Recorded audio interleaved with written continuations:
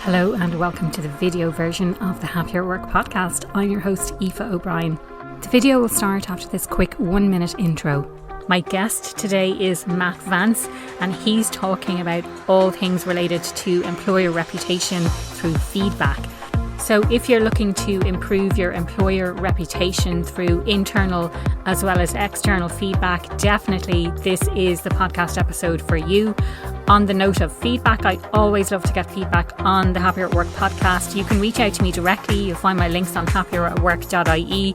You can leave a rating or review through Apple, Spotify or Google. It absolutely warms my heart when I receive an email or a notification to say that someone has left a positive review, and to be fair, they all have been positive, a positive review of the Happier at Work podcast. So I really appreciate you taking the time to do that. And today's episode is so practical. You will want your pen and paper, take some notes, and you can start implementing what Matt is talking about straight away. I really hope you enjoyed today's episode. Feel free to get involved in the conversation on LinkedIn, on Instagram, on YouTube, wherever you are listening to this. Matt, I'm so delighted to have you on the podcast today, the Happier Work podcast. You really caught my attention because after a long day of driving around the Ring of Kerry when I was on my holidays, I received a lovely notification from Google that someone called Matt Vance had left me a review about the podcast on Google. And I thought, wow, who is this guy, Matt? You later reached out on LinkedIn, we connected, we had an amazing conversation, and I absolutely love your story. So do you want to introduce yourself to listeners, let them know a little bit about you, your background, and how you got to where you are today?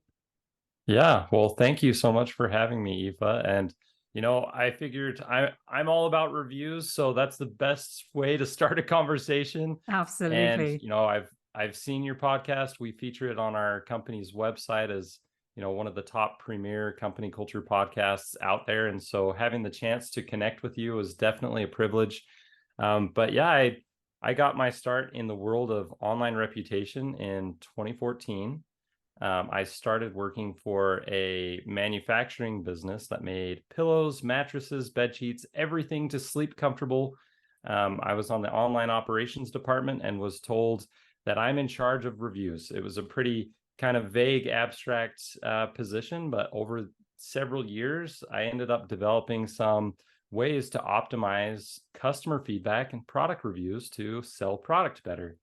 And then I ended up transitioning over to realizing that the same way that you could optimize customer feedback and product reviews to sell more product, you could do the same thing with employee feedback, employer ratings on sites like Glassdoor and Indeed, and in the UK, Kununu, to win Best Place to Work awards, strengthen your culture, and increase employee engagement. So that was kind of the career change. Along the lines, I actually wrote a book, this one that you can see behind me on the shelf. It's called The Review Cycle, and it's all about optimizing reviews, because really online reviews is a feedback loop, but it happens to be a public feedback loop, an external feedback loop that everyone can see.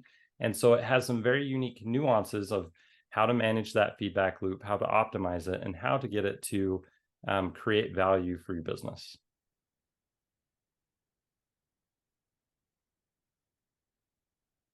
I love that.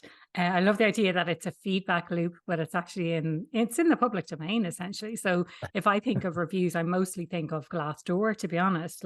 But how many people actually use Glassdoor before starting an organization, or how many people believe what they read on any of those sites?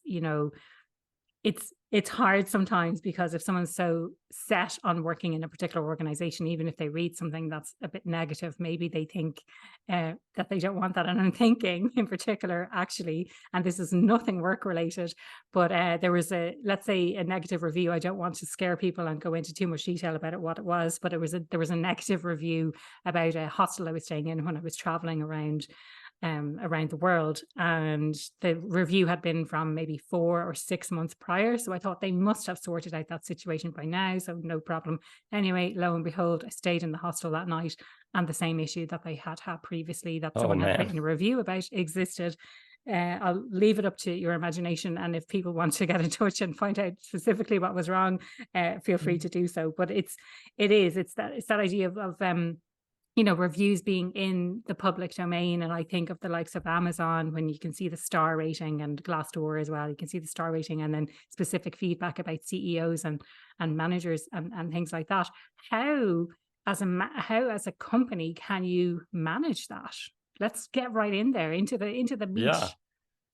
Well, a couple things before like answering that question directly to kind of lay the foundation here. Sure. Like the experience that you had with that hostel, it obviously wasn't resolved. Someone had said something about it, but I imagine because you read that review, you may be a little bit more sensitive in looking for that issue as well. I've seen that many times where reviews almost become this self-fulfilling prophecy, right? Like speaking with another product example, when I was in the pillow mattress world, sometimes we would launch a new pillow, and when a new pillow arrives, it has a little bit of a chemical smell because it just came from the factory. Yeah. So you get one negative review right at the beginning that says, I smelled this pillow, it smelled horrible. And the next thing you know, there's a string of reviews that's saying, someone mentioned this smell, and the first thing I did when I got this pillow is I smashed my face into it. Sure enough, I smelled something, right? So they're looking for it because of what they found in the reviews. And the same thing can happen with company culture and employee reviews. That's why it is critical that you take a proactive approach to optimizing and managing that feedback, instead of just taking this, well, it is what it is. It's this byproduct of how we are. I've had leaders, executives, even a CHRO, respond back to me after we'd been talking about reputation. And he basically said, we're just going to lead with goodness, do good things, and hope that the goodness follows. Well, when it comes to sharing reviews, it doesn't really work that way. Like most people, I talk about this in my book, there's this law called the law of self-selecting extremes. And when you don't ask for feedback, all you get is the polar opposites, the people that had a way positive or a way negative experience that are willing to go out of their way to share. Their experience was so strong to one side or the other that they find where they should share that feedback. But if you make it easy to share, you invite people to share, you lower that barrier to participation, and you get a more representative sample of what people are really experiencing. You kind of unlock this silent majority, and I've seen it over and over again. I've actually never seen ratings decrease on any use case, whether it's an employer, a product, a brand. I've never seen ratings decrease from proactively asking for feedback. It always lifts ratings because those people that are just satisfied, their experience wasn't strong enough to get them to go out of their way to share. You have to go to them. And that's really how you shape perceptions in a more positive way. You allow everyone to see a more representative sample of what the true experience is. I love that. Yeah. And it makes total sense. And when you said the law of self-selective extremes, I was kind of like, oh, wow, that sounds like something I've never heard of. But when you said what it was, I was like, oh, yes, I know absolutely about that. So if you have a terrible experience, and maybe in building on that, when you have a really terrible experience, you're more likely to tell more people. Isn't that the case? As opposed to if you've had an amazing experience, you might write a review, let people know, but you tell more people if you've had a negative experience than if you've had a positive experience. 100%. You nailed it, Aoife. And every company that we've ever done a reputation audit for of their company culture, that's typically what we see is companies that are doing nothing or taking very little action to care about their online reputation. They're suffering from the negative side of the law of self-selecting extremes, and they typically have a very underrated company culture for that exact reason. They're taking no action. They're not inviting employees to leave feedback, and consequently they have a lower score than they could have if they were taking a proactive approach.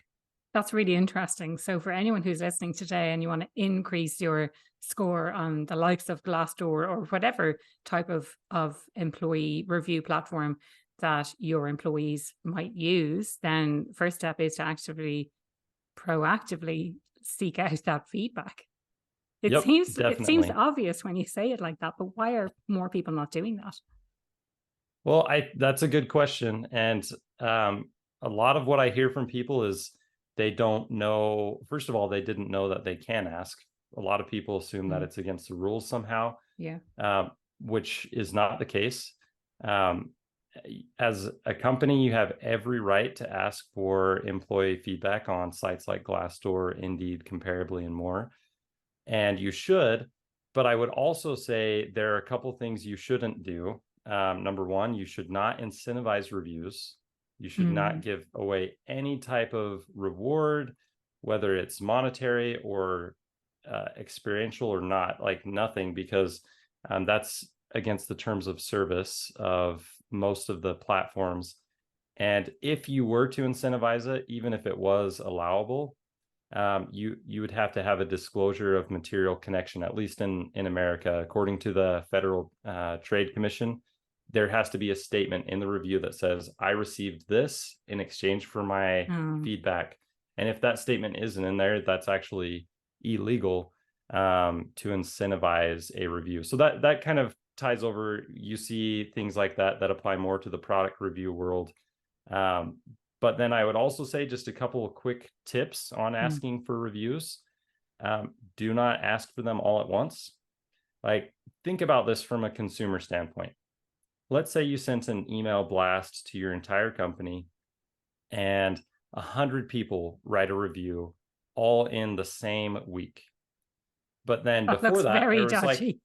yeah, there was nothing happening on your profile before. All of a sudden, there's this huge spike in 100 reviews, and then there's like radio silence after that. Yeah. Well, the BS radar is going to go off. It doesn't look Yeah. natural because 100%. Yeah. Yeah.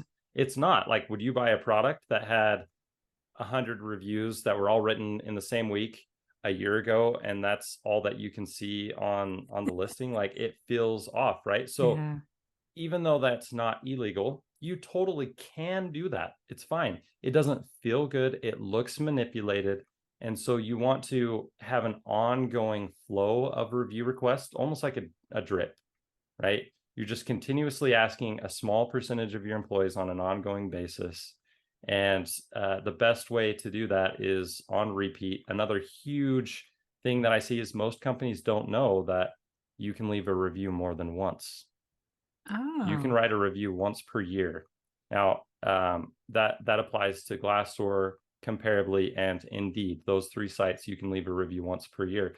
In her site, which is one of my favorite platforms, it's kind of like Glassdoor, but for female friendliness in the workplace, and is targeting the female demographic for lots of different elements of the employee experience that you can rate and evaluate companies on.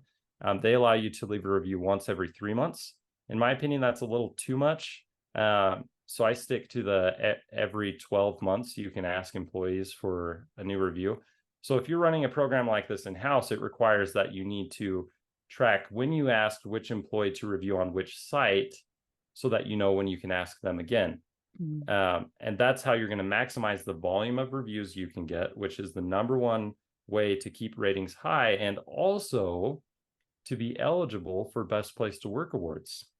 So Glassdoor, Comparably, and In Her Site all have some pretty prestigious Best Place to Work awards that are all awarded based on quantity of reviews in the past 12 months. They have a window of time where they're looking. You have to hit the minimum number of reviews, and then they look at quality of reviews, both in ratings and the actual content. I'm sure they're using some AI to do some sentiment analysis of the actual text, both for polarity and sentiment as well. But yeah, so you want to qualify for those awards because they're huge. I like the first company where I started this effort at, within our second year, we won 8th best place to work on Glassdoor in the small medium list, which is out of over 1 million employers. So you think about like you're in like the top 0.001% of employers, and all of a sudden you have this national award. Like, everything changed. Like, the perspective of the employees inside the organization was just like everyone was walking around the halls going like, holy cow, I work for a top 10 best place to work in the nation. Like, all of a sudden, I mean, nothing changed. It was the same company the day before, but all of a sudden everyone's saying, wow, this is a special place. Like, man, everyone's going to want to work here. So I better do a good job at my job because other people are going to be knocking on the door. And sure enough, our application rates grew from about 20 to over 100 for every job that we posted. Some jobs were getting over 300. And this is well before COVID. This was 2018. So we didn't have the crazy volume of applications that were coming from layoffs. So like talking to other companies around that time period, we were getting exponentially more applicants just as a result of that. We ended up winning 7 more awards about the next year, 18 months or so, just because we were optimizing our reviews and a couple from some other surveys. But yeah, it really did become a self-fulfilling prophecy, and it was driven primarily by employee reviews. Brilliant. I love that. And like, if I think of my own experience of leaving reviews, it was basically when I had a terrible experience at one organization and I wanted to let other people know and to save them from joining that organization. So I love this proactive approach of actually asking people. And I never would have thought that you would ask people when they're still working there. I always kind of assumed that it's after people have left an organization that they continue, that that's the time that they leave the review, that it's only when they've left the organization, so they don't do it when they're still working there. So that's interesting, I think, just to learn that you can do that. Yep, you definitely want to be a little bit more proactive. And a side note on what you're saying about like the former employees, statistically, there are stats that Glassdoor has around this, and comparably, on average, former employees will rate their employer a half-star lower than current employees. Yeah. And so speaking from the company standpoint, it's definitely in your best interest to ask the current employees. I mean, sure, I 100% support asking former employees as well. But that's probably a one-time thing. The relationship ends and you're not going to, hey, 3 years ago you worked here, can you write a third review? Like, no, you don't do that. But you can do that once per year with your current employees as, hey, your experience is changing on an ongoing basis. How's it been? Share your feedback. Yeah. And I suppose I'm thinking, so that's kind of publicly for the likes of Glassdoor or some of the other sites that you've mentioned. And I kind of feel like, oh, maybe this episode needs to be sponsored by Glassdoor, but that's separate conversation to have. The other thing that I wanted to ask was, what about internally? So what can you do internally to kind of manage the information that you get back from those external sources, or alternative kind of internal feedback loops as well? So a best practice would be to have internal feedback loops running simultaneously with your external feedback loop, right? So requesting reviews on Glassdoor, Indeed, Comparably, and these other sites, that's one component of your employee feedback program. A best practice would be to have a once a year detailed, in-depth engagement survey that goes into every facet of the employee experience. So you can benchmark year over year based on demographics and all these different experience drivers. I would also say that having an always on anonymous feedback or suggestion box is a second piece of your feedback program that should be there. You don't want that like connected to a request. You just need employees to know that it's there and they use it when something's top of mind to them. And then the third one is one-on-ones. That's a more personal, human component of employee feedback. And from multiple different organizations that I've worked with directly, I've seen that that's the number one driver of individual care and employees feeling connected to their manager and to the company.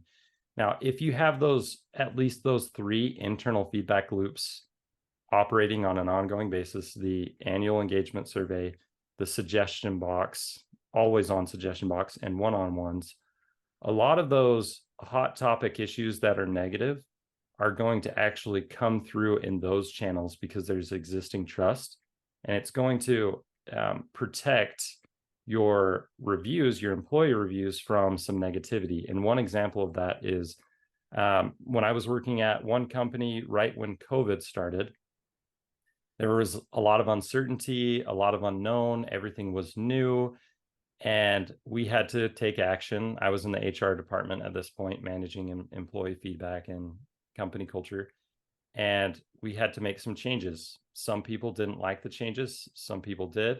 We ended up getting 26 negative submissions through our internal suggestion box that related to COVID in a very short period of time. In that same time period, we only received one review to Glassdoor that mentioned something negative. So because there was already trust in the system of our internal feedback loops working, like we responded to every one of those suggestion box items. People didn't feel like they had to go share it publicly on sites like Glassdoor and Indeed. So if you have those internal and external feedback loops operating, and you're really operating them right by following up with employees, responding back with what you're learning, replying where you can, then it protects your reputation at the same time. I love that. I love that. For me, it's kind of almost an outlet that people have. So I think if you don't have that outlet internally, you might take to somewhere public to tell people about the terrible experience that you've had or that you're having, or the terrible decision that management made or leadership made. But if you do have that outlet, if you're constantly seeking that feedback from employees, that gives them that outlet to download and to vent and to say, listen, I'm not happy about this. And, all of those really important things to do. I think back to when we had an anonymous box, and it wasn't an email, it was a physical box in the office, and someone started, it was almost like, it's so hard to explain for someone who wasn't there, but basically what happened was someone submitted a typed note because obviously they weren't comfortable going to their manager, or they weren't comfortable speaking to someone about what was going on. And I think the request was for men to be able to wear short pants in the summer. And it was addressed, it was spoken about in the leadership team. I was there, we were talking about it, and the decision was taken that no, it's not appropriate. And if you're going out to clients, you can't be wearing shorts. And so we shared this at we had a kind of a standing huddle, and we shared this feedback. So the person received an answer. Lo and behold, again, a typed note. I'm not happy with this answer, so it went into this cycle of them not being happy with the response. So rather than creating this place of trust where you can feel free to talk to people and to share who you are and what it is that you're looking for, it created this divide and this almost comedy about the fact that it was being read out at this huddle, and then the response was being shared at the huddle as well. After having had a discussion, I think there was maybe it went on for 3 or 4 months with this kind of back and forward. Man. But and then it was winter. You don't even want to wear shorts. And then it's winter, and the summer has gone already, and it's not relevant. But I think then the point was made that this will be relevant for next year when the sun comes back, and all of those things. But yeah, I think the main thing was that it went against the dress code policy. I think that was the kind of the big thing. And then it gets you thinking of, well, is the policy out of date, or is it that we don't want people to be seen wearing shorts going into clients and things like that? But then why is it okay for women to wear dresses? It opened up this absolutely huge divide. But I suppose what I'm trying to say from this, and hopefully people get a little bit of a laugh about the situation, even though you weren't there, but that level of trust wasn't there, because certainly in the time that I was there was engagement surveys, there was feedback being shared, but the top pain points of the employees weren't necessarily being actioned. So I think the really critical thing, and you alluded to it, Matt, is that once you ask those questions, they have to be about things that you can action, and you have to be shown to actually listen and take action on the feedback that you're getting, so that it's not just a case of we're asking you questions about what needs to be improved, we're listening to what you're saying, but we're not doing anything about it. Any thoughts to share on what companies can learn from situations like that? Yeah, I've experienced something very similar to the shorts dilemma there. And actually, at one company, I was in charge of managing the suggestion box, and our V1, our first iteration of this program, was posting every single suggestion that came through in the break room for everyone to see. We also posted it on the employee intranet so everyone that wasn't on site could see it. And then we would respond to it from a company standpoint. Well, what we realized is by doing that, we were inadvertently creating a podium of negativity for people to say, hey, I have this problem and I'm going to go stir the pot. I'm going to create some drama and I'm going to, share this negative thing. And what we saw was it almost created this echo chamber of other people being like, oh, you're right. You said you hate the music in the bathroom. I hate it too.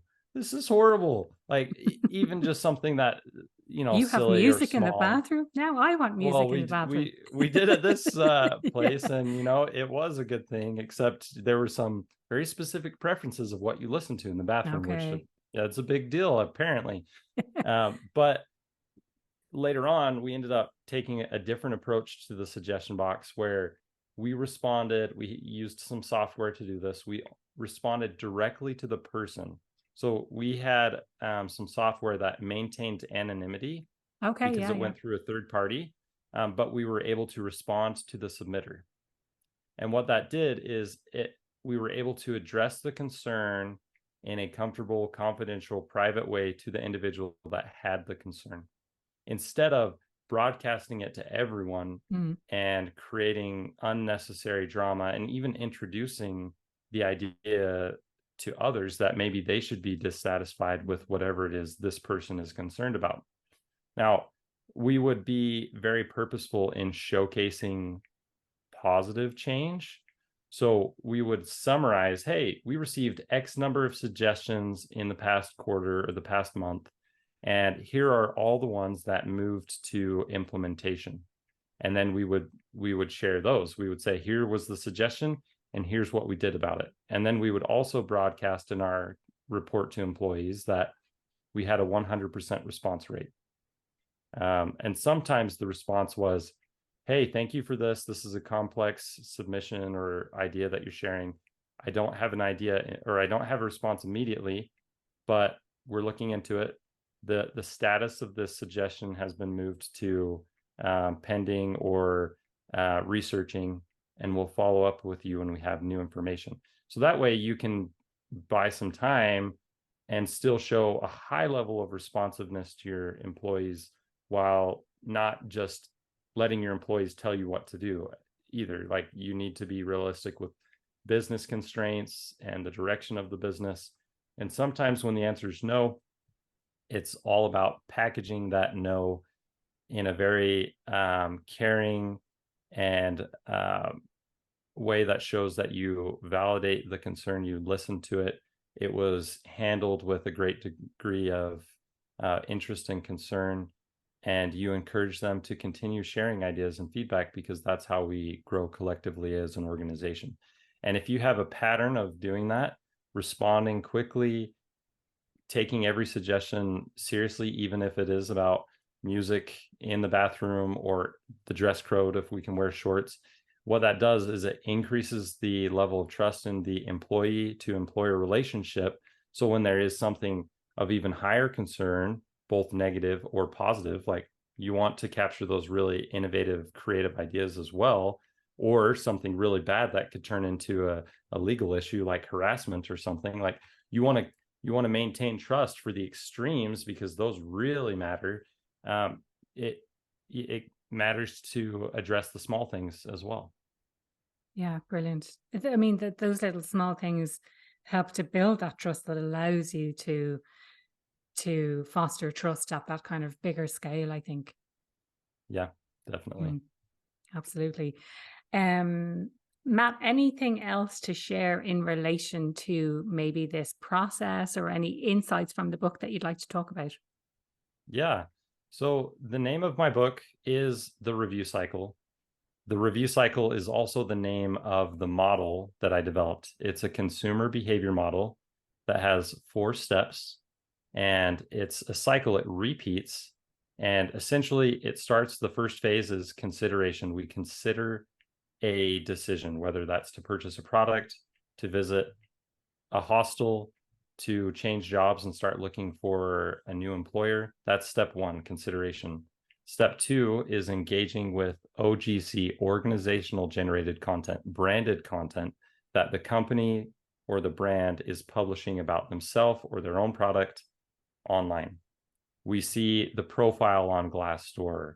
We see, a product listing on Amazon or something like that. That's engaging with the OGC, and you're learning about the product or the company or the brand.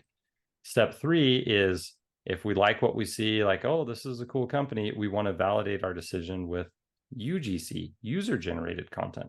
That's when we look to the reviews, we watch unboxing videos, we check social media, we see what other people are saying about this product, this brand, or this employer. And if it checks that box, we feel that other people, validate this is a good selection, then we move on to purchase the product, to visit the restaurant, visit the hotel, or apply to the job.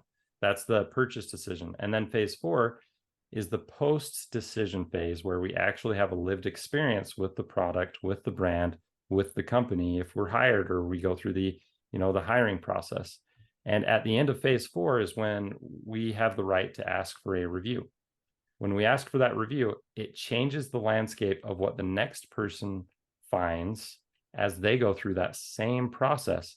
And so the whole premise of the review cycle is, you have this ever-changing landscape of user-generated content online.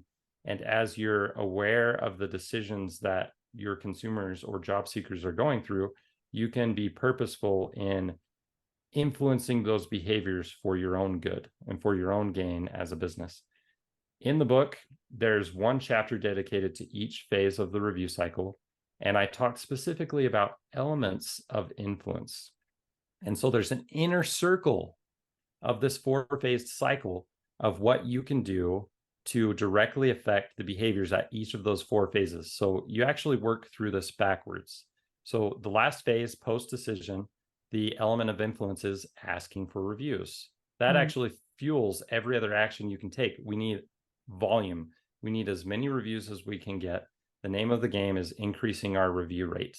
And that alone is one of the biggest drivers of strengthening our ratings, increasing sales, increasing application rates.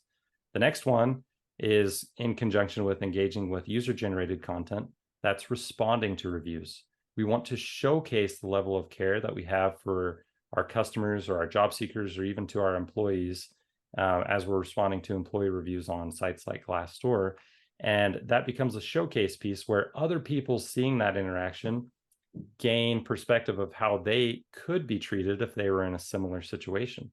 And so we want to be very deliberate. It's a very specific niche form of written communication that's highly persuasive and needs to be taken care of very strategically. And I have an entire chapter. I've written over 2,000 pages worth of review responses. And I've got a very dialed in approach of how to do that. And then the third one is, we want to harvest insights. So as we learn from our reviews, harvesting insights, learning what people love and don't love about the experience we're providing, whether it's employee experience, customer experience, that helps us reverse engineer our product. It helps us change the way we shape our experience. And it also informs our marketing. The information that we share on our Glassdoor page about why someone should work from us, those top 5 reasons should 100% be the top 5 things people are actually saying they like about us, not the top 5 things one manager or the CEO thinks that people love, because he or she may or may not be right. But if you let the entire sum of your employee voice tell you, and you just see statistically, like most of our reviews are mentioning this thing first, this thing second, flexibility, paid, and paid time off, career development, whatever those top things are, those are your company culture advantages that you need to showcase. And as you showcase them on your career page, you're attracting people to work for you for the right reasons. You have confidence that if people are coming to you because they're trying to achieve that work-life balance that your employees are saying is going really well, that person you hire is more aligned and more likely to stay longer and be satisfied because they were attracted for the right reasons. And then the very last one is a top of funnel, right? Step one was consideration. We're at the very beginning of the decision-making process. The correlating element of influence is marketing with reviews. Anything we ever say about ourselves and our own companies is considered bias because we have something to gain. And there's studies around this, but user-generated content has exponentially more trust and influence. So instead of saying, hey, I'm a recruiter, I love working here, you should come work here too, you can say, hey, I'm a recruiter, you shouldn't believe me because you probably think I'm biased, I work here, right? So don't take my word for it. Instead, here's our Glassdoor profile, and Indeed, and Comparably, and Inhersight, and Kununu. Go see what people are really saying and form your opinion around that. And if you've set up your whole system where you're proactively asking for feedback, the numbers are going to play in your favor. They're going to find more of the positive that's real. And we want the real. We have no reason to try to tell our employees to only write 5 stars. We want true, honest, genuine feedback, and then let that shine. And the smaller degree of negative actually increases authenticity and influence of the positive. But if we select a review or some stats around our reviews, like total number of 5 stars since COVID, or percentage of reviews that mention flexibility positively, like those are the types of stats that we want to shine a light on, because it's the voice of the online community saying we're awesome instead of us saying we're awesome. And so those are really the 4 steps of the review cycle. And it's also on Kindle and Audible for people who just like to, listen, or digital only. And so it's there. Brilliant. Love it. And what you were saying about the response to the user generated content, I all I'm thinking is the opposite of what you should really say is, well, we never want you to come back to this restaurant anyway, or you're a terrible worker, and this is in the public domain for other people to see. And I know certainly when I see things like that on Google, it's really off-putting. So yep. I love that you have a very specific approach to how to phrase that in such a way that it's like, thank you so much for this valuable feedback, and we'll take it on board, et cetera, et cetera, et cetera. I'm not sure what else you say, but also harvesting the insights and taking on that feedback to inform your marketing efforts. So don't take my word for it. Here's what everyone else is saying, but actually really using that. And I suppose for me, I love to make this so practical, and there's been so much practical tips in this. If someone wants to get started for the first time, if they're not doing this currently with their organization, maybe they have an internal annual engagement survey, but not really doing anything with the results. What would you say is the first step that people can take to start going down this road? I'm glad you asked that, Aoife. It's a great question. It's one of the most common questions I get. Where do you start? A lot of companies that have internal feedback already happening, they already have this wealth of data to lean on, which is great, but that's all internal, and it does not shape perceptions, and it does not shape behaviors, right? Like, say you have an incredibly strong history of a high Net Promoter Score, NPS, like an employee Net Promoter Score. That really is irrelevant because job seekers don't see it. Your employees likely don't see it. In some cases, it's shared. Your customers don't see it, and the general public doesn't see it. But what do they see? They see your star ratings. And especially for higher consideration purchases, employee reviews and ratings actually spill over to influencing buying behaviors of customers as well. Like, imagine a home builder. Do you want to know how that home builder treats the people that are going to literally build the house you're going to live in? Mm-hmm. Well, you might be looking at Glassdoor to see, do I want to use this home builder? Like, do they treat the people that are going to be building my house nice? Because I want to make sure. So here's what I say in direct response to your question, Aoife, is you need to do an audit of your employer reputation. you need to understand where you are right now and draw a baseline so that you can document where you're starting from and then make a proactive plan to move forward. And the business that we're starting, we're 1 year in. It's called Mobrium. It's essentially the software version of the review cycle for employers to streamline every phase of the review cycle and collecting employee reviews, responding to them, learning from them and harvesting insights, and then identifying employee review stats to use in marketing. We do an audit. That's a free service. So, and if there's anyone that wants that, you just go to mobrium.com and you can request a free employer reputation audit to draw that baseline of where you're starting from. Brilliant. I love that. Absolutely love this conversation, really enlightening as well. And considering that we have spoken a couple of times prior to this, I'm still learning some new stuff from this and from the whole process of the review cycle. And I, for one, I'm really looking forward to reading the book and to learning more as well. Is there anything else that you would like to share before we wrap things up?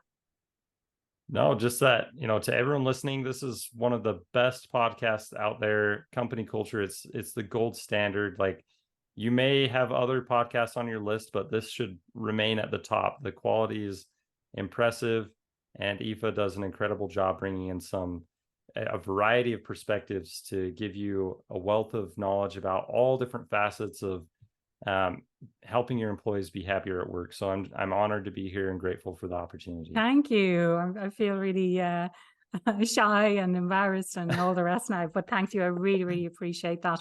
I do try and make it the best that it can be, both from a guest experience as well as a listener experience. So you will have gone through the guest process. There's still more to go through now as well. So I do try and make it that it's really high quality and always looking to improve and always looking for feedback on the podcast as well.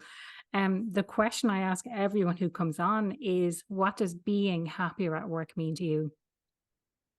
I was thinking, I knew you were going to ask me that question, Aoife, and here's my answer. I would say being happier at work is having a healthy level of comfort and discomfort. Love it. And I would say a healthy level of comfort, meaning there's psychological safety. You feel like you belong. You feel like you can be yourself. You feel welcomed, supported. But then a healthy level of discomfort, meaning you're challenged. You feel like you can innovate and be creative and push yourself to learn and grow and do things that you haven't done in the past. I think sometimes we focus too much on the comfort and, oh yeah, this is awesome. Like, well, work isn't a vacation. Like, you should be learning, you should be growing, you should be doing new things and pushing the envelope. Although no matter how much you push the envelope, it will still be stationary. I'll mention that. But I would say you need to be comfortable, but you also need to be uncomfortable in a way. Within the Happier at Work framework, I always talk about this idea of balance. And from a need satisfaction perspective, it's finding that right balance. And I think if you have the right balance in what you're talking about between comfort and discomfort, so in the context that I talk about it in, it's the difference between being complacent and bored in your role and being challenged, to feeling sufficiently challenged, which is kind of the nice balance, versus being overly challenged where you're stressed and maybe you feel like a little bit of an imposter, you're in over your head. So I think in all types of scenarios, it is finding that balance, and balance will be different for different people.